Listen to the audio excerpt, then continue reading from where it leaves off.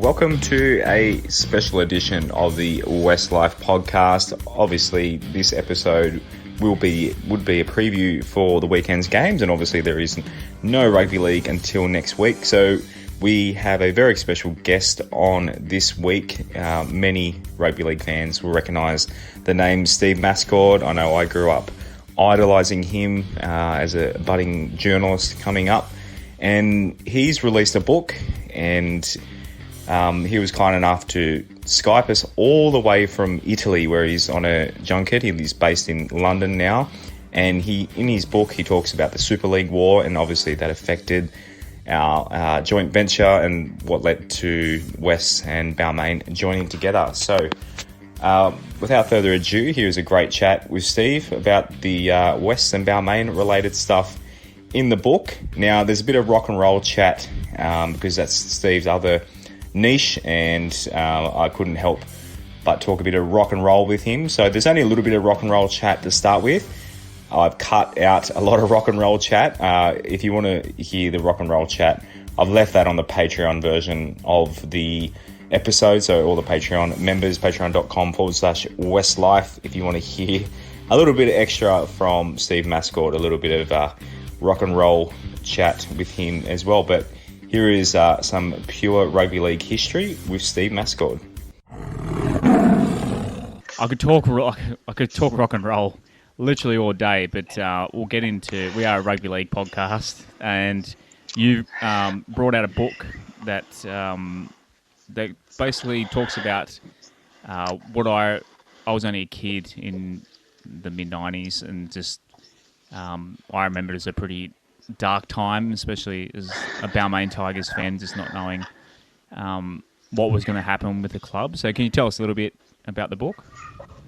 Yeah, well, it's pretty straightforward to explain. Basically, Mike Coleman wrote a book called Inside the Super League War, and he basically finished after the first court case, which Super League was outlawed at the start of 1996, and so this book picks up the story with Super League being allowed to proceed by the full bench of the federal court, and it's the story of the split year and how we ended up with the competition we have now and the clubs we have now. And it's not just me waffling on for 570 pages. It's there's more than 100 interviews, and wow. It's the voices of the people who did it. It's not where I think it's necessary, I dip in and offer either some recollections or some conclusions or opinions.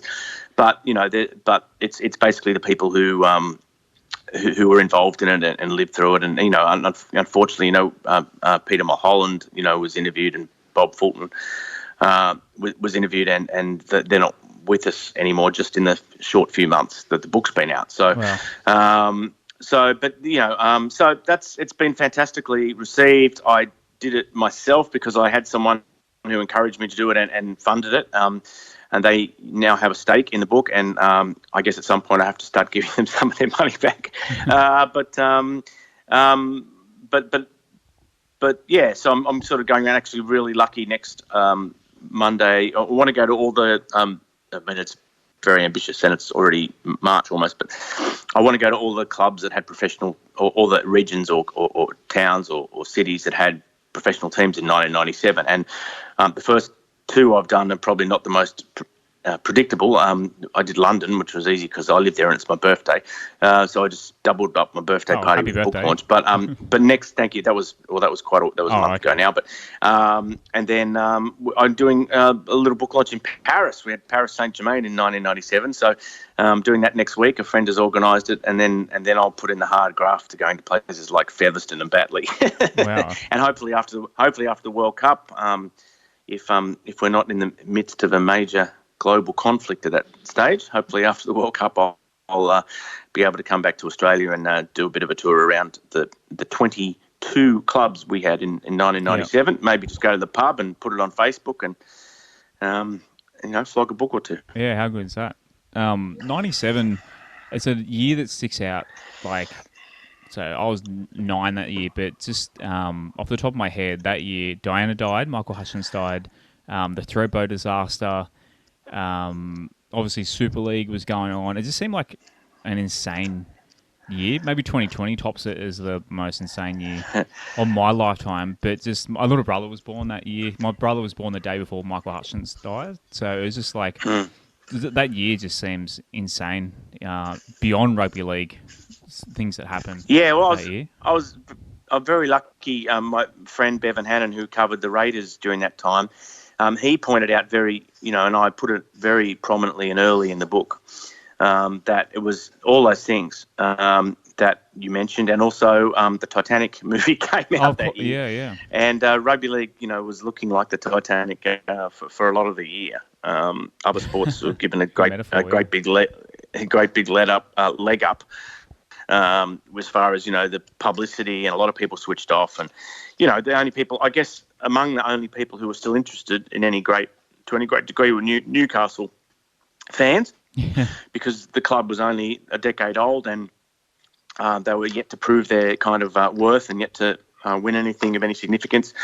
And so it really was serendipitous for the sport that the way the ARL competition played out that year, because the only people who were still interested had the greatest success.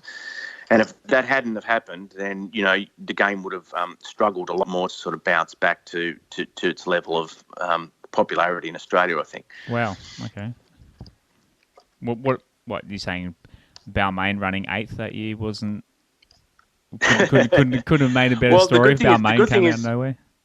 Even though the book was intended to finish on December 19,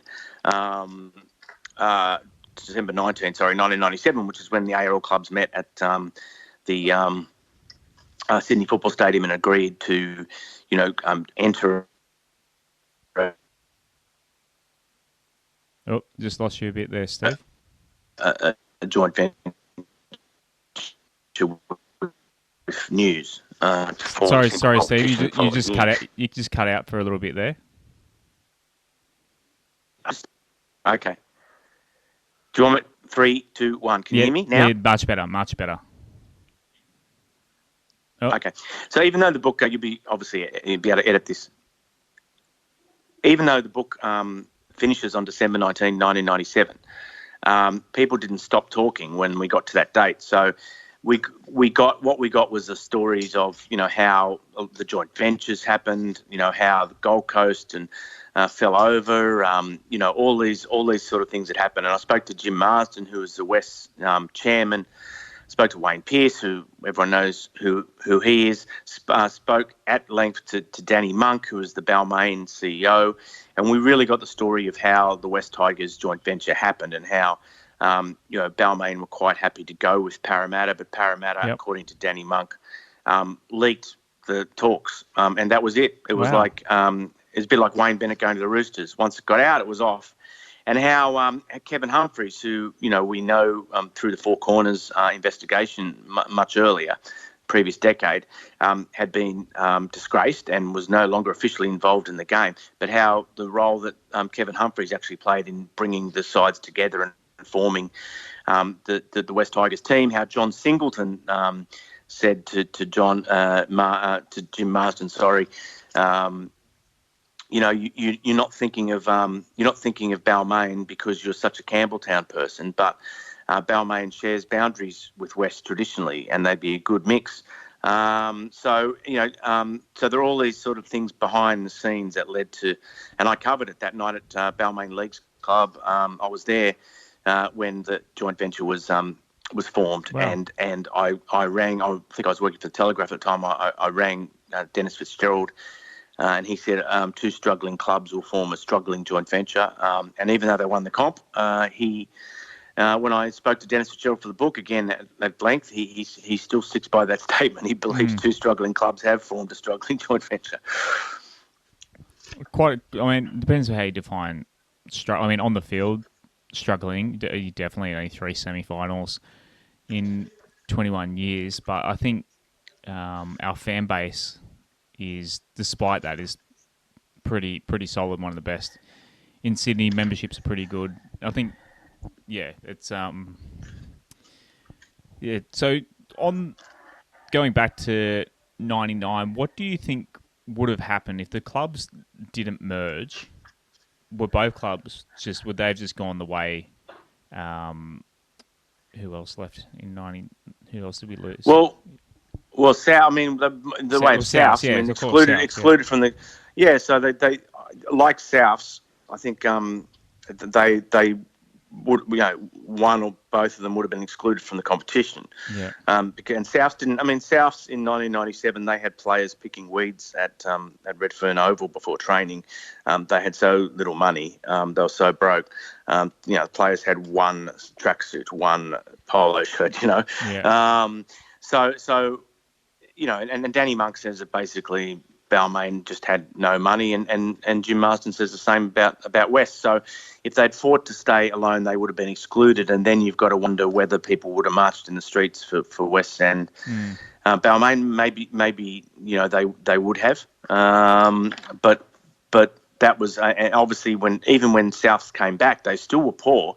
And it was only with, Russell Crowe and Peter Holmes at Court that they actually managed to mobilise people. And so I don't think there's any doubt that that's what would have happened. But, I mean, at least I guess if there was one extra club, then maybe one might have scraped in and one would have been excluded and, perhaps. But that would have depended on what happened with other clubs, as well. Like there's also the story in the book about, what really happened with Northern Eagles and all that sort of stuff. So, I think that's what would happen. And maybe, I mean, the thing we didn't understand in 1997 was the value of IP and all that sort of stuff. We just saw Balmain, as a club. I mean, the neutrals sort of saw Balmain as a struggling inner city club where it used to be a working class area, and then it had been taken over by baristas and artists and blah blah blah, and therefore the market wasn't there anymore for a rugby league team. They were the terms we saw in 1997, and we saw the Americanisation of our sports competitions in Australia as inevitable. Most people did,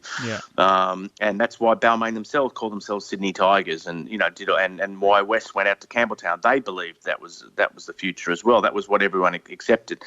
What we didn't, understand is that what we have now is where the TV money pays everyone's wages bill plus more, and that people all over the country and indeed internationally follow these teams, and that you can survive without having this massive local following if you're smart and you can get some wealthy people on board.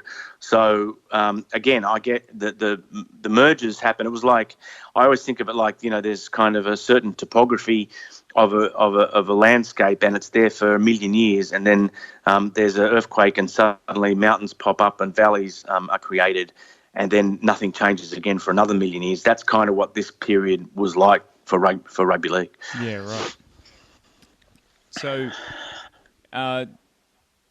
fast forwarding to the present day, a lot of people are saying, when I say people, it's probably just a lot of trolls, but there's a lot of talk of West Tigers moving to Perth. Do you think?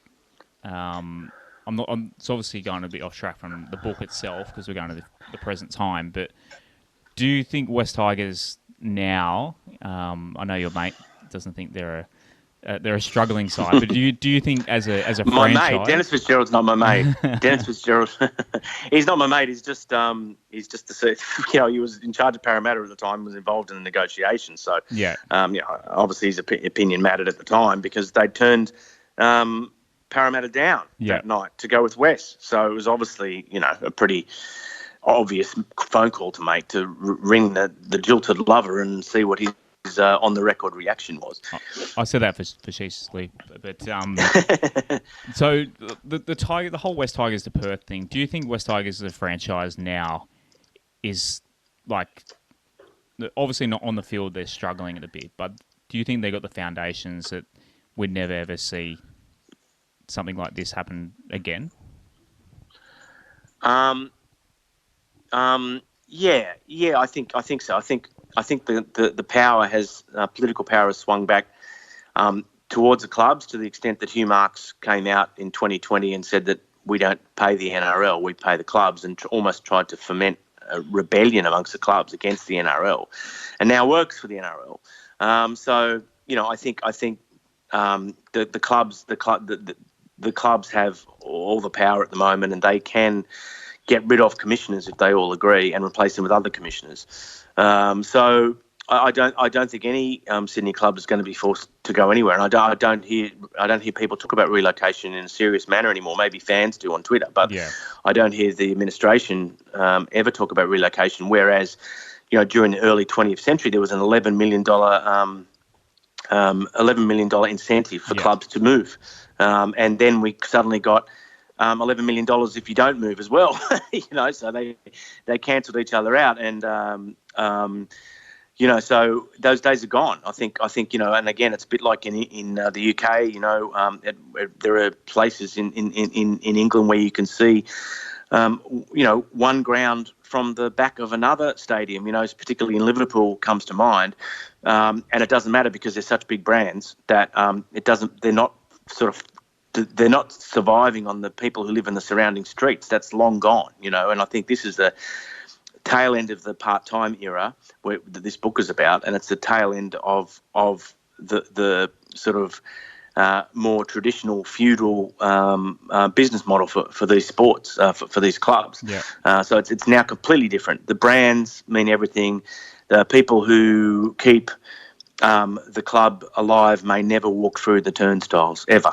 So if West Tigers, want to stay where they are, the current political climate would suggest, when I say the political climate, I mean within rugby league, of course, not the broader world, would say that they can do that. Yeah, for sure.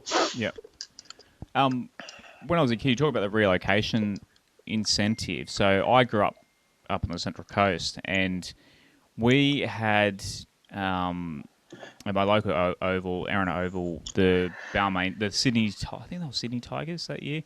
They came up and did a training session, kind of gala day with any junior rugby league player on the coast, and the talk was that the Tigers were going to move to the Central Coast. Do you remember that? And was that actually close to happening, or was just all talk? But as a kid, there was talk about it.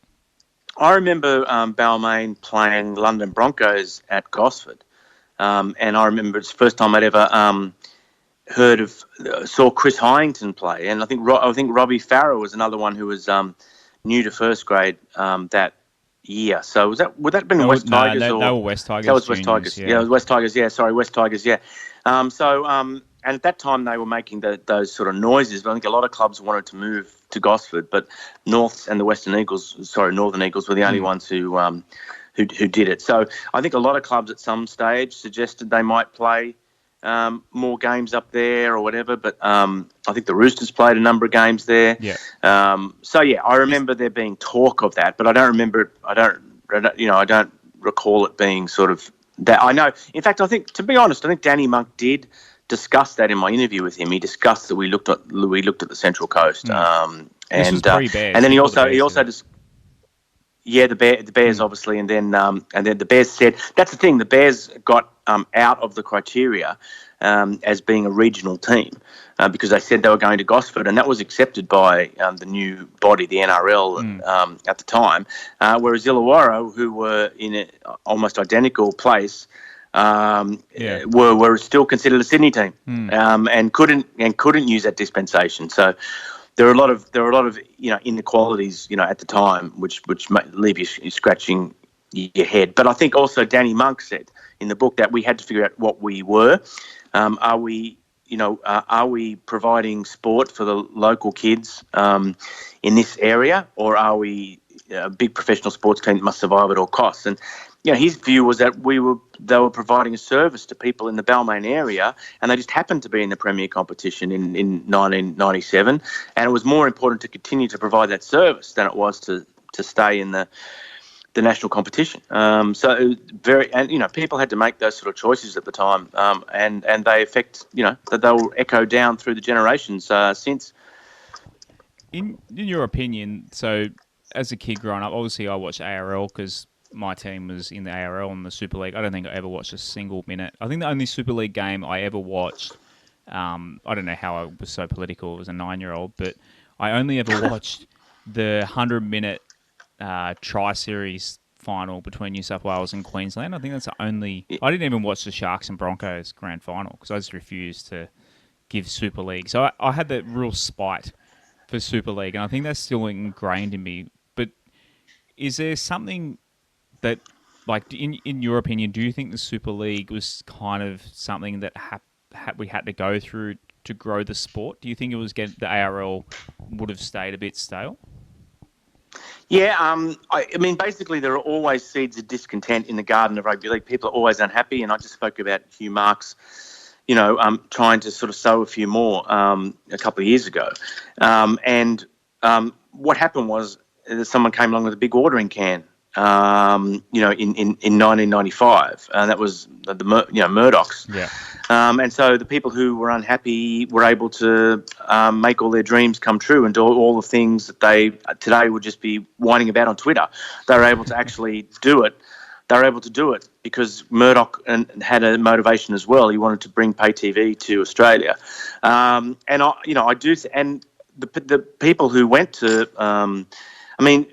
it is people get. It's a rabbit hole to go down, but Super League doesn't exist now, but nor does the ARL, right? The Australian Rugby League Commission took over running rugby league took over running rugby league after the war, and the NRL was a new body that was formed, and it was at least half Super League.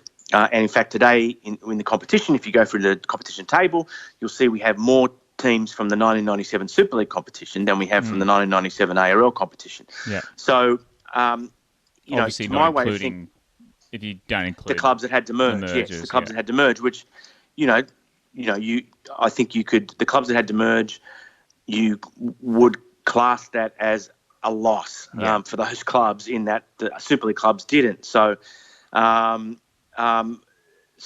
I think the ARL was going. I mean, there's a wide variance of arguments from so many people, and there's a chapter called "For Better or Worse," which I'll go through everyone who says that, who won, what was the war about, who won, and what do we learn from it? I asked dozens of people with those three questions, and people can't agree on it, to this day. And Jeff Carr says it was a lot of pain just to get a better judiciary, and I can see his argument as well, but I can also see David Gallup's argument as well, that there was a lot of things wrong with the game, that the Sydney clubs didn't have to promote themselves or market themselves because they just got a big check from the league's clubs at the end of every year, and that this actually brought rugby league to the point where it made money itself, and it wasn't just existed at the whim of licensed clubs. Of course, had to lose a lot of money to do that, and it also had to accept less than it was worth for a long time while News was still involved, and News were on both sides of the table negotiating with themselves. So there was a lot of pain. And I would say that it got to the point where there was a lot of independence in the sport, and I would say it's now stepped back from that again, and it doesn't have, since COVID, it doesn't have that independence that was so hard won, over those years. So you said the clubs that came out of Super League, you say, were better off. So was it purely money that made, was there a certain thing that made certain clubs go a certain way? And to back in on that, did West or Balmain ever consider going the other way? Yeah, well, Danny Monk says that basically his board had some questions for John Rebo and wanted John Rebo to come and speak to them again, and Rebo never called them back. Rebo says that he didn't do that because they thought it was a lost cause. There'd been a vote at one point, and Ben Elias had been the only person who voted in favour. So definitely Balmain were very interested in Super League, but a lot of people don't think they ever would have seriously jumped. As long as Optus came through with that extra funding at the end of 1996, if they hadn't, or beginning of 1997 into 1996, if Optus hadn't have come through with that funding, then the ARL would have collapsed, and the Super League would have just picked the eyes out of it. That was a very key thing. I mean, people say it was Packer versus Murdoch, and it's very easy to say, but actually, without Optus Vision, without Jeffrey Cousins, there would have been no war. Packer was quite happy to to surrender basically after a little bit of a fight. Yeah, right. So well, Optus Vision kept the war going for sure. And there's that one of the podcasts. It might be the Progressive Rugby League podcast. I'm not sure, or Rugby League Digest. Actually, Rugby League Digest. They all actually see Jeff Cousins as the villain of the whole episode because he kept the war going. Which is an interesting take on it. So West, you said Balmain. So West, we're basically always West, ARL? West. There's really no, certainly not during the period of the book, and I did try to keep it to, October 4, 1996 to December 1997. There was no talk from any of my interviewees about West going to Super League or Super League being interested in West, and West always jumped at any money that they were offered. I doubt Tommy Rodonicus would have been keen to, because he would have been coach for them back then. Yes, he was in 1997. So Yep. I doubt I feel like he wouldn't have been a Super League fan. No, that's true. He was very traditional. Is it just a coincidence that the foundation clubs all went ARL? Yeah, in some cases it's because Super League weren't initially interested in them, but in other cases it was the new clubs versus the old clubs. And John Quayle's view of the whole thing was that the new clubs should be grateful that they were allowed into the party, they're allowed to join, and they should have shown more loyalty. Whereas the new clubs, they had whole cities, right? They didn't have, in many cases, didn't have leagues clubs. So they had to run their businesses on sort of more an American model where they had to make money from football. And they were frustrated by the setup in Sydney where the majority of the clubs, ran basically on leagues club grants. So that was the cultural clash. And that's why it wasn't just about money. It was also about sort of what camp you're in terms of the sport's future. And don't forget, the ARL had sold the pay TV rights for $1 million to someone who didn't have a pay TV station. So basically, they had allowed Kerry Packer to warehouse those rights and not show the games, whereas you had someone coming in who wanted to plough, hundreds of millions of dollars into the sport, and to the to the view of those new clubs, it was being almost criminally turned down. So, and again today, we look at the term of a contract as how many zeros on the end of a severance or a payout or a settlement. Whereas back then, you've got traditional football men who saw the term of a contract as the term of a contract. There was no choice; they had to honour it. And as we saw when Packer signed Super League in the beginning and agreed to show Super League on Channel 9. Which Ken Arpison and John Quayle saw as an enormous betrayal. That he didn't think like that. He lived in the real world where everything was negotiable. So again, that's where you say that there was a culture clash there between these old school football men whose word was their bond, and these sort of younger hustlers who just thought that they had to do what was right for their business and were willing to risk a few days in court if necessary. So kind of on that point too, so the clubs, the foundation clubs, you could argue have probably bigger fan bases than, in terms of Sydney, you're talking Sydney, obviously Brisbane is a whole different kettle of fish. Would you say that the ARL clubs had more to lose and more people to tell them to be kind of annoyed at them, whereas your Cronullars, your Penriths, what other Sydney clubs went? Was it Cronulla, Penrith?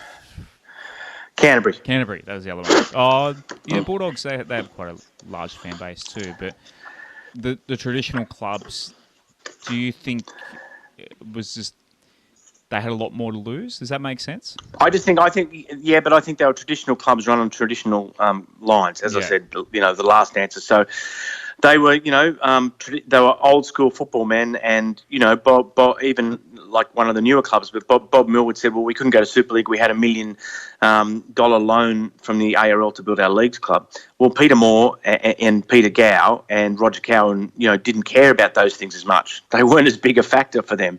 They actually were more like the club. I want the club to survive.